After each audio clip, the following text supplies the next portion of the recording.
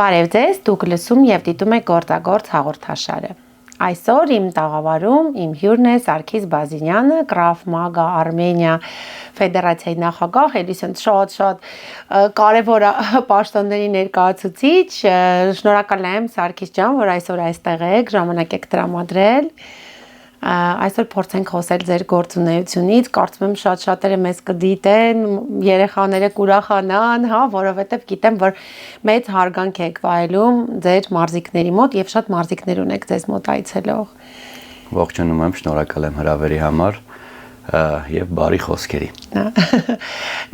Քանի որ ես ինքս անմիջականորեն արդեն մոտ 2 տարի առնչվում եմ ձեր ստեղծած այդ հրաշալի կառույցի հետ,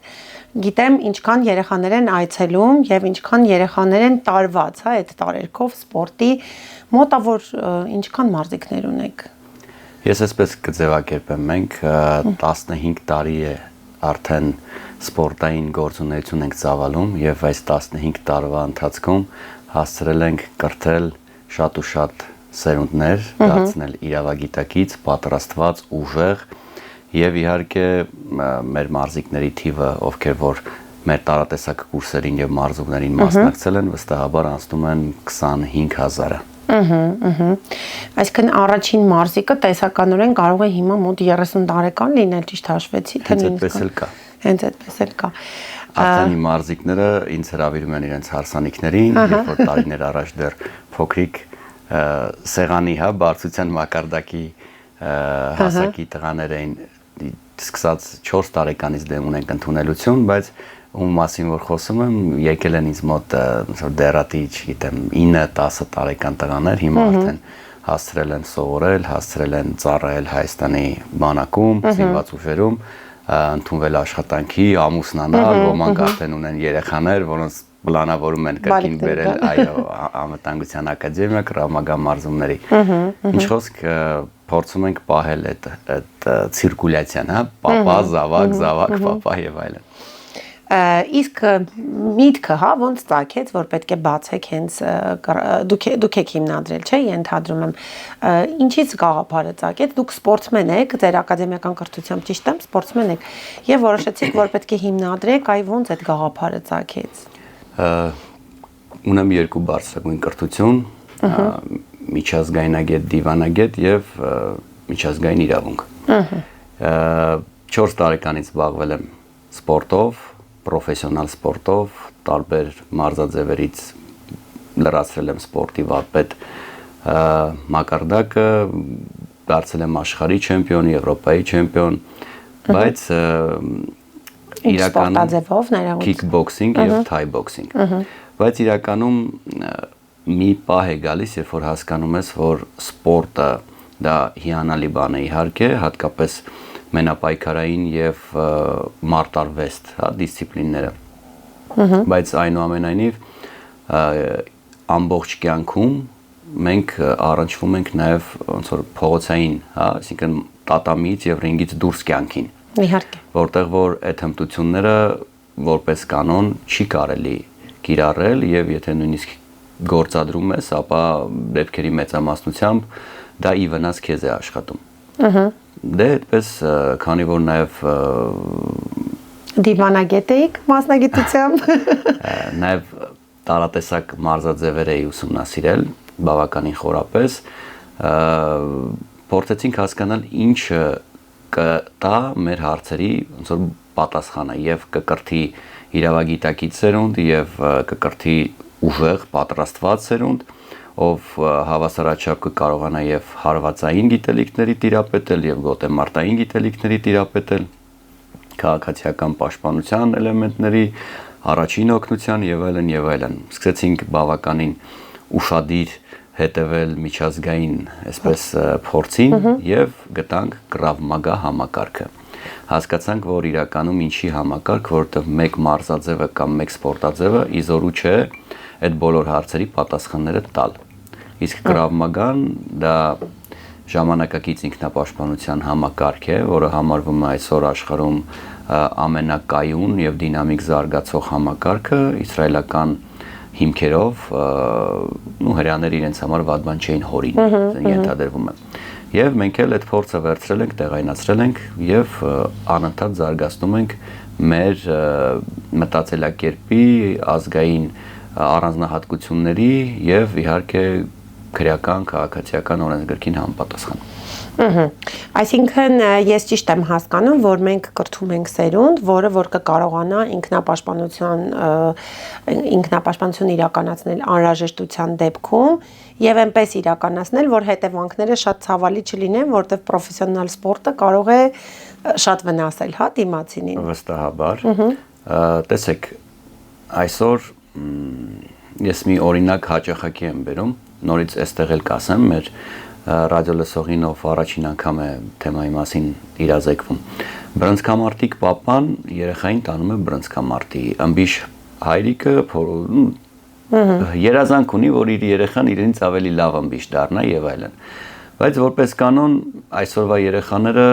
գուցե լրիվ այլ առանձնահատկություններ ու ցանկություններ ու նպատակներ ունենան։ Ու մի տեսակ արդարացի չի լինի ու նաեւ մանկական երազանքների որոշակի չափով այսպես խափանում կլինի սեփական երազանքների, որ դու պապայի երազանքով գնաս, ոչ թե քո։ Ու երբ որ ես այս հարցը տալիս եմ օրինակ բռնցքամարտիկին, ասեմ տղա ջան, որ փողոցային ինչ-որ հարց լինի կամ դպրոցում էական չի, քեզ փորձեն ինչ-որ խոսքերով նեղացնել կամ թափահարելով, հա, քո շապիկը քեզ հետ խոսել, ինչ կանես, դե բռնցքամարտիկն ասում է կհարվածեմ դեմքին, որ ըմբիշին ես այդ հարցը տալիս, ասում է դե կվերցնեմ, կխփեմ գետնին այդ մարդուն։ Կարող են անել, որովհետև դա մասնագիտական է։ Բռնցքամարտիկը հարվածել է սովորում, ըմբիշը գոտեմարտային հնարքներ։ Հետո հարց եմ տալիս, ասում եմ ձեզնից ով է ճիշտ, ըմբիշը թե բռնցքամարտիկը, երկուսն էլ չգիտեն այդ հարցի պատասխանը։ Դե մեկ ասում է ես, մյուսը ես, երևի թե երկուսս էլ եւ այլն։ Բայց իրականում երկուսն էլ սխալ են օրենքի տեսանկյունից։ Մենք սովորեցնում ենք ինչպես պաշտպանել սեփական անունը, պատիվը, հա, տղայական այդ բոլոր ուղղությունները առանց խախտելու օրենք։ Այդ ամենակարևորն է, որովհետև վստահաբար այն սպորտսմենները, որոնք որ արդեն հայրիկ են դարձել կամ արդեն չափահաս տարիքում են, կարծում եմ, որ մի փոքր հետ նայեն իրենց անցած ուղին, կտեսնեն, որ որոշ իրենց ընկերներ մարտարվեստով զբաղված, հա, փողոցում գուցե ունեցել են կոնֆլիկտ, փորձել են իրենց պաշտպանել կամ ավելի վատ իրավիճակի մեջ են հայտնվել կամ նույնիսկ գուցե հետո դատապարտվել են պատժի, որովհետև թույլ են տվել անհրաժեշտ պաշտպանության սահմանազանցում։ Մենք մեր սաներին սովորեցնում ենք առաջին հերթին այդ իրավագիտակցությունը։ Նրանք գիտեն կռիվը ինքնապաշտպանությունից ինչով է տարբերվում։ Կարող են հիմնավորել ինչ է անհրաժեշտ պաշտպանությունը, ինչ է ծայրահեղ անհրաժեշտությունը, որ իրավիճակում ինչ ծավալի ուժ կարելի է գործադրել, ինչը չի կարելի գործադրել։ Մենք բացի նրանից, որ մարզում ենք, մենք նաև կրթում ենք մեր սաներին։ Նրանք ժամանակ առ ժամանակ ուսումնական ծրագրի ավարտի զուգահեռ հանձնում են քննություններ եւ տեսական եւ գործնական գրավոր։ Պատկերացնում եք մարզիկը նստած գրավոր քննություն է հանձնում։ Ինչու՞ չեմ պատկերացնում, ես պարապել եմ իմ տղայի հետ այդ քննություններից մեկը։ Ու ես էլ եմ շատ բաներ միջայլոց սովորել։ Տեսնում եք ինչքան կարևոր է։ Մենք գուցե որոշ բաներ անցել ենք դպրոցում, գուցե իրենք էլ են որոշ գիտելիքներ անցնում, հա, ռազմագիտության առարկայի ժամանակ, թեկուզ տեխնոլոգիայի կամ ցանկացած այլ, ֆիզկուլտուրայի ժամանակ եւ այլն, բայց այն գիտելիքները, որ նրանք ստանում են սիրով, մոտիվացված, այդ գիտելիքները իրենց հետ մնալու են ամբողջ կյանքում։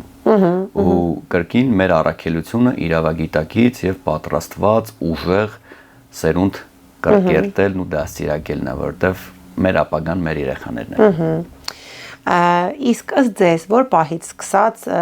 մարդը պետքա դիմի ֆիզիկական ուժին ինքնապաշտպանվելիս, թե կա ինչ-որ sense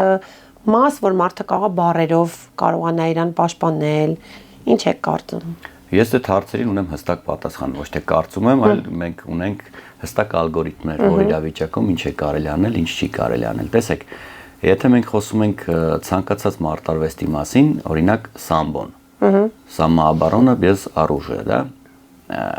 Այսինքն ինքնապաշտպանություն առանց զենքի, որ մեր հասարակության մեջ հատկապես հետսովետական երկրներում այդպես կարծիք կա, որ սամբոն դա ինքնապաշտպանություն է։ Կամ կարատեն դա ինքնապաշտպանություն է, բոքսը դա ինքնապաշտպանություն է, այկիդոն դա ինքնապաշտպանություն է։ Ոչ, դրանք ինքնապաշտպանության հետ ոչ մի աղերս չունեն։ Այդ նշածս ուղղությունները դրանք մարտական հմտություններ են փոխանցում ձեզ։ Հարվածել, չգիտեմ, գցել մարդուն, հարվածից պաշտպանվել եւ այլն։ Բայց դրանք ընդհանրապես անհրաժեշտ պաշտպանության մի մաս են կազմում։ Եթե դուք չիմանաք, որ իրավիճակում կարելի է այդ մարդուն հարվածել կամ գցել գետնին, դուք խոցելի եք առաջին հերթին իրավունքի տեսակետից։ Տեսեք, Krav Maga-ն միակ սիստեմն է, միակ համակարգն է ինքնապաշտպանության, որ յուրաքանչյուր կոնֆլիկտ բաժանում է 3 ժամանակային գոտիների՝ մինչ մարտը, բուն մարտը եւ մարտից հետո։ Մենք մեր սաներին սովորեցնում ենք մինչ մարտը գործողություններ կամ անգլերեն ասած pre-fight իրավիճակում ինչ է կարելի անել։ Այդտեղ կան շատ ալգորիթմներ, օրինակի համար SADA, Surveillance, Analysis, Decision Making, Acting, հայերեն եթե թարգմանենք, նկատել, անալիզի ենթարկել, որոշում կայացնել եւ գործել։ Այս բոլոր 4 ստադիաներում եթե մենք նկատել ենք, այսինքն եթե մենք ստադիաներով ենք անցնում, կարելի է ցանկացած խնդիր նկատել մինչև խնդրի սկիզբը եւ խուսափել դրանից, որտեվ լավագույն մենամարտը դա տեղի չունեցած մենամարտն է, միշտ այդպես ենք դա սիրակում։ Ճիշտ է, կան վերապահումներ, որոնց համար հավելյալ ալգորիթմներ կան։ Ես այսպես տեսականն եմ դες հիմա բացատրում։ Երկրորդը կա նաեւ կոնֆլիկտի ժամանակ բավականին շատ հմտություններ, օրինակ de-escalation հմտություններ, կամ ինչպես մենք ենք ասում նաև conflict management, կամ խոսակցական grappling կամ Krav Maga, ոնց կարելի է մարդու հետ բանավիճել, չվերածելով դա չեսկալացնելով դեպի կռիվ։ Եթե այդ ամեն ինչը չեն աշխատում եւ դիտավորյալ դիմացին ամեն կերպ ձեզ փորձում է վնասել, մենք պետք է հասկանանք, որ մեր ցանկացած գործողություն, եթե մենք ուզում ենք արդարացված լինել, պետք է լինի քրեական օրենսգրքի 32-րդ հոդվածին համապատասխան։ Այն է անհրաժեշտ պաշտպանություն։ Եթե կա ուղղակի վտանգ մեր կյանքին եւ առողջությանը, ու մենք դա կարող ենք իրականում ապացուցել, որտեղ դա շատ կարեւոր հանգամանք է, այդ դեպքում միայն մենք կարող ենք դիմել մարտարվեստի հնարքների։ Մնացած բոլոր դեպքերում չենք կարող։ Օրինակի համար մեր շապիկից թափահարում են, մեզ, չգիտեմ,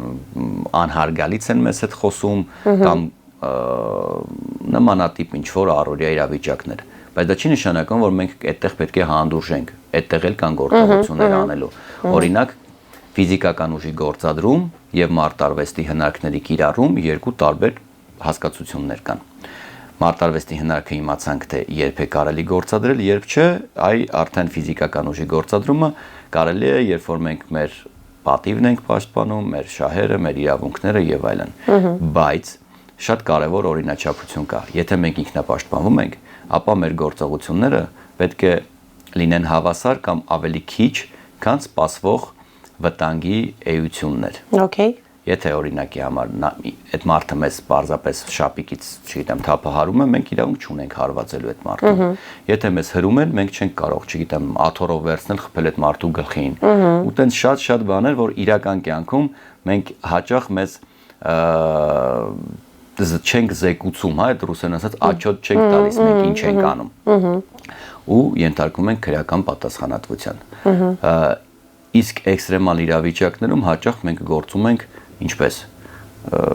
մկանային հիշողությամբ։ Այսինքն այդքան ժամանակ չկա, որպեսզի մենք սիտուացիան կարողանանք անալիզի ենթարկել, կարողանանք մարսել, ճիշտ ընտրություն կատարել։ Ուղղակի ամիգդալայի հատվածով ենք գործում, արագ ռեակցիա։ Մենք պետք է շատ արագ գործենք այս պարագայում, իսկ արագ գործելու համար մենք պետք է ծրագրավորենք մեր նեյրոնները։ Դրա համապատասխան արդեն մարզումներ ենք անցկացնում։ Նաև խոսել ենք, սովորեցնում ճիշտ եւ դիտարկենք այդ պահին մեզ պաշտպանեցինք, հո այդքանով չավարտվեց այդ կոնֆլիկտը, դրանից հետո գոյություն ունի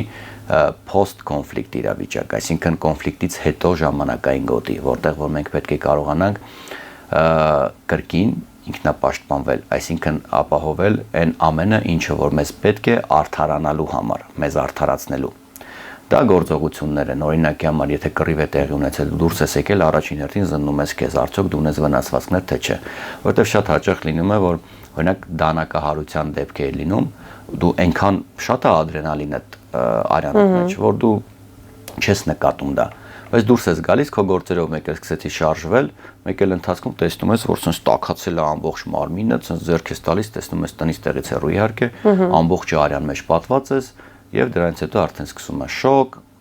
գիտակցության կորուստ, մահ եւ այլն եւ այլն։ Այսինքն առաջինը մենք զննում ենք, արդյոք ամեն ինչ ճիշտ է թե չէ։ Երկրորդը մենք հասկանում ենք այդ մարդուն վնասել ենք թե ոչ։ Օրինակ եթե հարվածենք մեկի քիթը կոտրենք արնավսության մեջ թողնենք ու փախչենք, վտանգի մեջ թողնելու համար քրեական հոդված կա։ Ու շատ գործողություններ պետք է զանգարել տարբեր գերատեսչություններ, իրավապահ մարմնին տեղեկացնել, զանգել շտապ օգնություն, որ նմանատիպ դեպք է տեղի ունեցել, որտեղ ցանկացած տեսակի քրեական օրենքով պաշտպանվող շահի վնաս հասցնել, դա պետք է քննություն լինի, տեղի ունենա եւ քննիչները արդեն այդ դատախազները հասկանան ինչպես են ձեզ կանչում պատասխանատվության։ Ու այդպես շատ պունկտեր։ Ձեզ մի այսպեսի հետաքրքիր հարց ունեմ։ Ես արտասահմանում մի անգամ ականատես եղա կոնֆլիկտի եւ քանի որ ինքս 90-ականներից շատ եմ տեսել կոնֆլիկտներ, այն ժամանակ շատ էր, մեր հայկական կռիվները եւ արտասահմանի շատ տարբերվում են իմ սուբյեկտիվ դիտարկմամբ։ Մենք ոնց որ հայկական կռիվներում շատ սիրում են խոսել, հետո ոնց որ հենց բուն կռիվը, իսկ կոնկրետ Ռուսաստանում եմ, հա, այդ կռվին պատահականատես տեղից մի վայրկյանում սկսեցին խեղդել իրար առանց որևիցե մի խոսքի։ Կա արդյոք ինքնապաշտպանության առանձնահատկություն, մշակութային, ազգային, որը որ կիրառելի է մի երկրում ու կիրառելի չի այդքան մյուս երկրում։ Այսինքն ուզում ասել, չգիտեմ, նույն ձևով է պետք ինքնապաշտպանվել կամ նույն ձևով են հասնում մարդկանց վրա տարբեր երկրներում, թե օրինակ հայկականը ասենց սպეციფիկ առանձնահատուկ է կամ կարելի է ավելի շատ խոսել, հասկանալ դրդապատճառը, այսպեսի բան կա թե ամենտեղ նույն ձևով է։ Այսպեսի մի խոսք կա ռուսերեն, կարող ենք նաև թարգմանել, բայց ռուսերեն ավելի լավ է հնչում, ասում է со своим уставом в чужой монастырь не ходят։ Մենք մեր օրենքներով հարևան կամ այլ երկրներ գնալ եւ նույնպես փորձել գործել չենք կարող, որովհետեւ մենք ունենք SIAS անվտանգության ակադեմիա, որտեղ նաեւ Krav Maga Հայաստանն է գործում։ Ու ունենք նաև օրինակ SIAS Դուբայ, Արաբական Էմիրություններում։ Այնտեղի ծրագիրը, ես չեմ ասի հիմնովին, բայց իրավական տեսանկյունից եւ նաև տեխնիկական բազայի տեսանկյունից բավականաչափ տարբերվում է մեր այստեղի ծրագրից, ինչի, որովհետեւ մենք եթե խոսքը գնում է ինքնապաշտպանության մասին, մենք տեղայնացնում ենք այդ ամեն ինչը ըստ երկրի օրենսդրության, մենտալիտետի եւ առանձնահատկությունների, որովհետեւ կրկին եթե դու օրենքը չգիտես, դու չես կարող ինքնապաշտպանվել, դու կարող ես կռվել, դու կարող ես պայքարել, դու կարող ես, չգիտեմ, ջանք գործադրել զոհ չդառնալու համար, բայց դա չի դիտարկվի որպես ինքնապաշտպանություն։ Ինքնապաշտպանությունը վերջերս հատկապես եղիր պատրաստ նախագծի արդյունքում բավականին այսպես պոպուլյար է դարձել ու մարդիկ հաճախակի առանց հասկանալու են օգտագործում այդ տերմինը, բայց դա իրավաբանական տերմին է, անհրաժեշտ պաշտպանություն։ Եթե դու չգիտես օրենք, դու չես կարող ինքնապաշտպանվել։ Եվ այո, հարցին ավելի հստակ պատասխան տամ, դրսում լինի, չգիտեմ, մերձավոր արևելք, լինի Լատինական Ամերիկա, լինի Եվրոպա, բավականաչափ տարբերվում է օրենսդրությունը եւ իհարկե քո գործողությունները պետք է լինեն համարժեք։ Ես ճիշտ եմ ենթադրում, որ ձեր սաները ովքեր գալիս են եւ ձեզ մոտ սովորում են ինքնապաշտպանության կանոններ, դժվար թե փողոցում մեկ ուրիշին ուղակի նեղացնեն ու ինքնապաշտպանության առիթ տան դիմացի կողմին։ Այս երկարուձիգ տարիների ընթացքում նմանատիպ իրավիճակ Փառք Աստծո դեռ չենք ունեցել, ինչու, որովհետև որտեղից գիտենք նաև, որովհետև մենք մեծ սերտ աշխատանքներ ենք տանում նաև ուսումնական հաստատությունների հետ, դպրոցների, բուհերի հետ ու հետ կապը միշտ պահում ենք սան, ֆեդերացիա, ծնող ուսումնական հաստատություն, մենք միշտ երեխայի մասին ձգտում ենք 360 աստիճան պատկերացում ունենալ, հատկապես այն երեխաների, որոնք որ ակտիվ են ընկնում, ինչ որ ավելի աչքի են ընկնում, ինչ որ ակտիվ վարքով։ Ու սովորաբար այսպես է, տեսեք, ինչի համար ենք մենք դա անում, մի շարք առիթներով։ Երբ որ երեխան ունի որոշակի խնդիր դպրոցում, օրինակ, բուլինգի է ենթարկվում կամ հաճախակի ինչ-որ պրոբլեմներ է ունենում հասակակիցների հետ ու սկսում է ինչ-որ մի մարզաձևով մարզվել, որոշակի տեխնիկական բազա եւ ֆիզիկական պատրաստականություն ձեռք բերելուց հետո կամած փորձում է նախ եւ առաջ ինքնահաստատվել թույլերի հաշվին։ Դա կարելի ասել օրինաչափություն է, այսինքն դեպքերի բացարձակ մեծամասնությամբ այդպես է։ Եվ նոր, երբ որ արդեն որոշակի եւս հմտությունների իրական մարտում, հա, սենց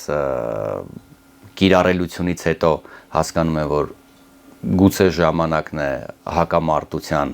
այդ իրաբիջիկի հետ, այդ ժամանակ նոր արդեն այդ ուժերը եւ այդ իր դուխը, հա, ասենց ասած հավաքում է եւ փորձում է պայքարել հիմնական խնդրի հետ։ Իսկ այդ ընթացքում, եթե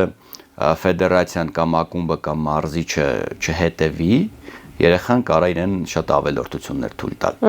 Դրա համար մենք փորձում ենք հիմնականում որ ձեռքները զարկերակին պահել, որ խնդիրներ չունենան։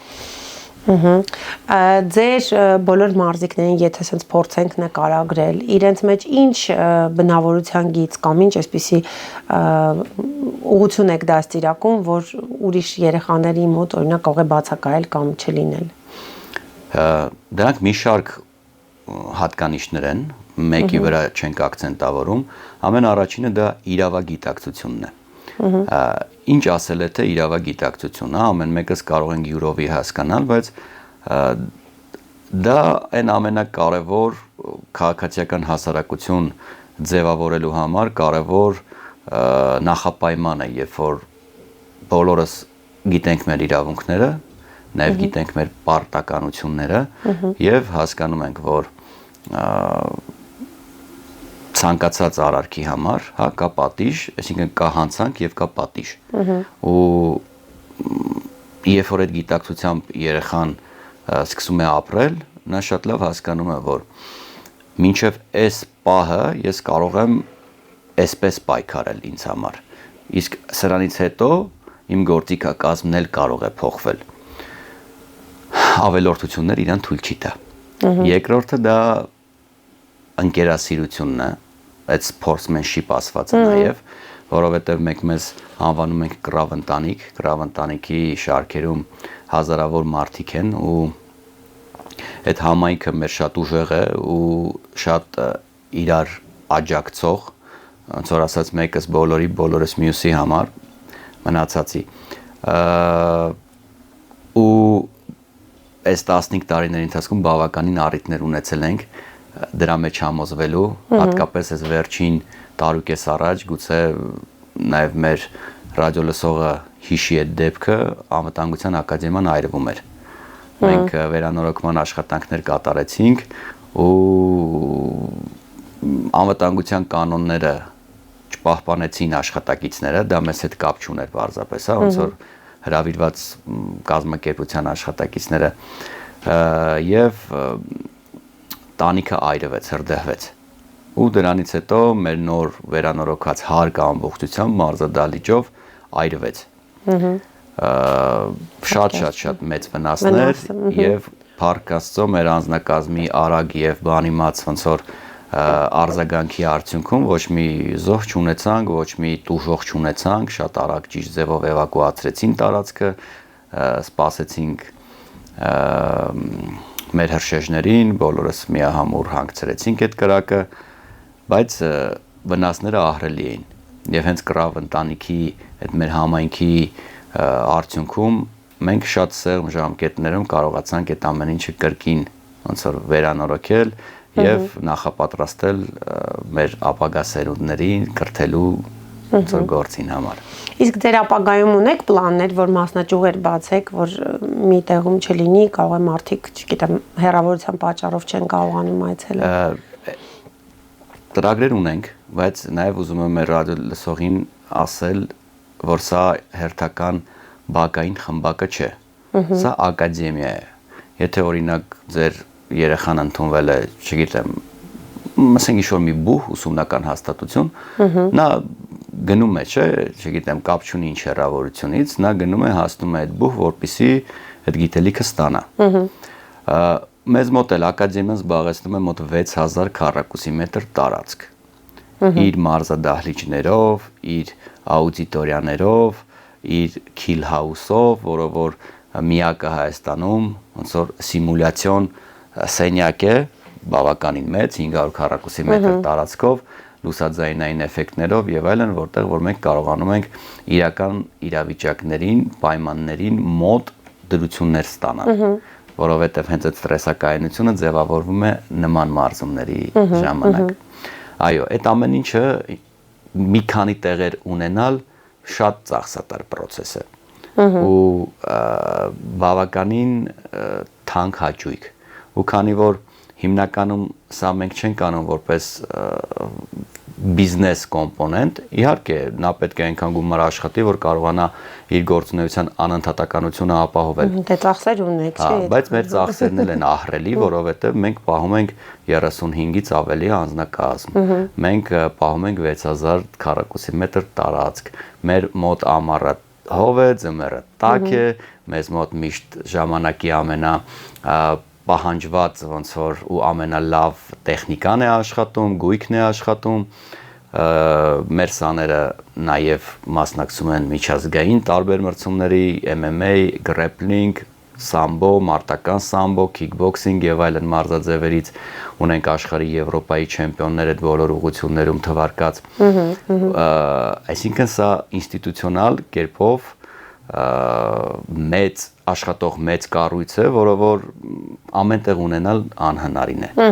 Ու ծնողն էլ պետք է հասկանա, որ մենք ունենք երեխաներ, ովքեր Աբարանից են գալիս են Մասիս քաղաքից, չեմ ասում Երևանի տարբեր հատվածներից, ես ասում եմ մարզերից։ Անընդհատ շաբաթական 3 անգամ առնվազն գալիս են մեզ մոտ մարզվելու։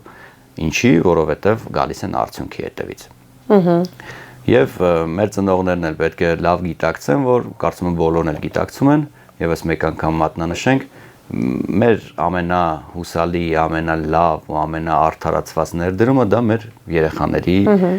վրա ծախսած ժամանակն է, նյարդերն են, ֆինանսը եւ մնացած ոնց որ ռեսուրսներն են։ Իսկ գաղափար կա, օրինակ, չգիտեմ, կանայք ուզում են սովորել ինքնապաշտպանության մեթոդներ, ինչ որ տենց հատվածել ունենալ, որ տարիքով մարդիկ կարողանան մասնակցեն։ Բայց ով է ասում, որ մենք չունենք։ Ունենք։ Ունենք, իհարկե։ Ունենք օրինակ գրաֆիտ ծրագիր, որտեղ որ Krav Maga-ն այսպես զուգորդված է ֆիթնեսի հետ։ Որտեղ որ հիմնական նպատակը առողջ ապրելակերպն է, նաև ինքնապաշտպանությունը, որովհետև այսօր հատկապես սա 30-35 պլյուս տարիքում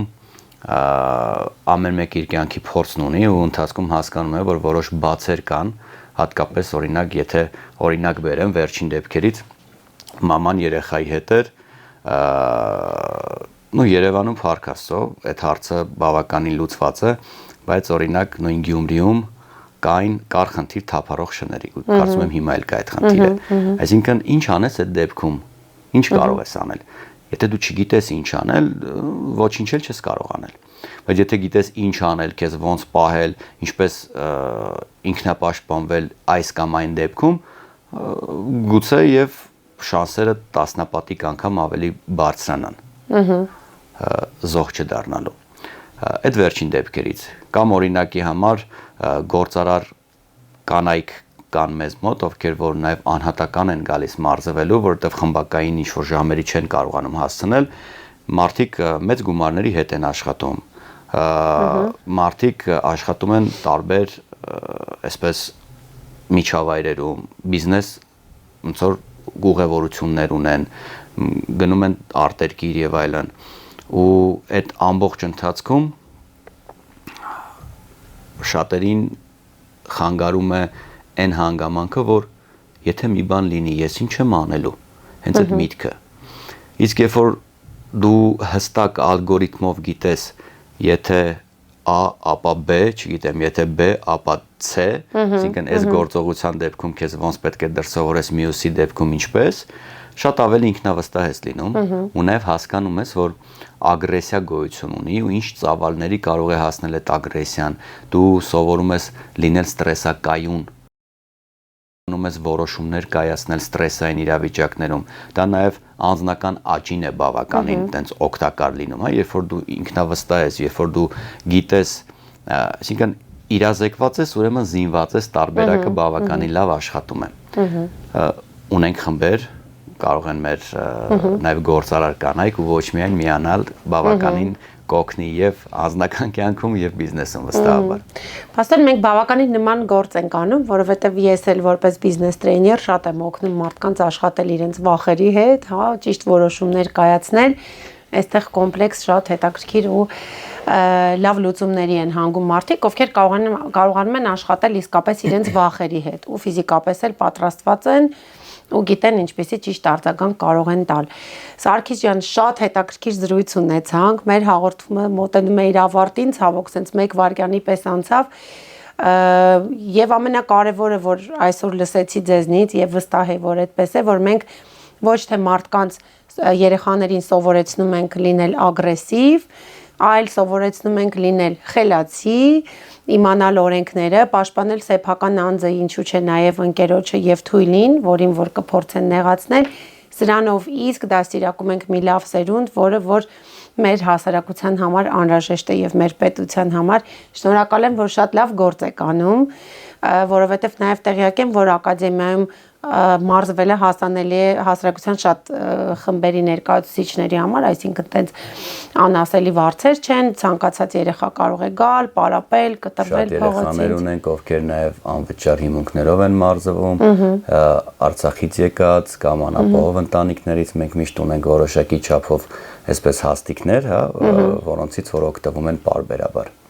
Շատ հիասքանչ գործ եք անում, շնորհակալ եմ եւս մեկ անգամ։ Մի հատ վերջին հարց կասեք, քիդա ինչ է նշանակում։ Ցանկացած մարտարվեստում գոյություն ունի ողջույնի խոսք, օրինակ օս, օրինակ ռեյ, մեզ մոտ քիդան է, որը որ ողջույնի խոսք է, փոխադարձ հարգանքի մասին է խոսքը։ Այսինքն բարևն է, հա, ոնց որ։ Ողջույն։ Ողջույն, հասկացա։ Շատ լավ, շնորհակալ եմ եւս մեկ անգամ, ձեզ մաղթում եմ նորանոր հաջողություններ եւ շատ sense լավ մարզիկներ։ Շնորհակալ եմ, փոխադարձ ջերմ բարեմաղթանքներս ձեզ։ Շնորհակալություն, դուք լսում եւ դիտում եք Գործագործ հաղորդաշարը, կհանդիպենք։